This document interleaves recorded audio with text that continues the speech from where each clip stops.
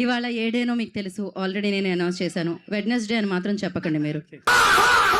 గీత మీద ప్రమాణం చేసి, నా పేరు గీత, ఇవాళ ప్రామిస్ డే మీరు ప్రమాణం చేస్తున్నారు. చేసి ఇప్పుడు మీరు చెప్పండి, ఈ చిత్రం ప్రేమికుల కోసమా? ఎందుకంటే ప్రేమికుల మంత్లో రిలీజ్ అవుతుంది.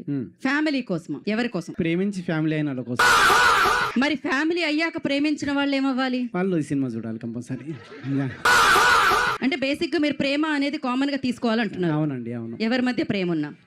ఇంకోసారి మైక్ ఇవ్వమని కాదు, చెయ్యమ్మని. యా.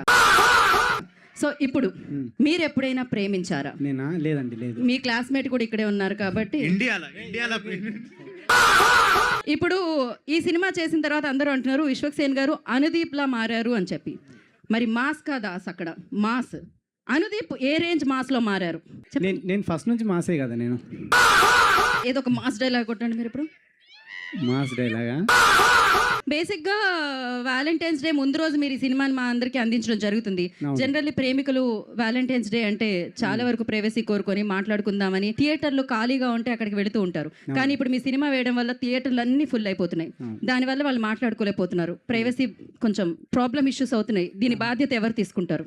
దీని బాధ్యత థియేటర్ యాజమాన్యమే తీసుకోవాలండి.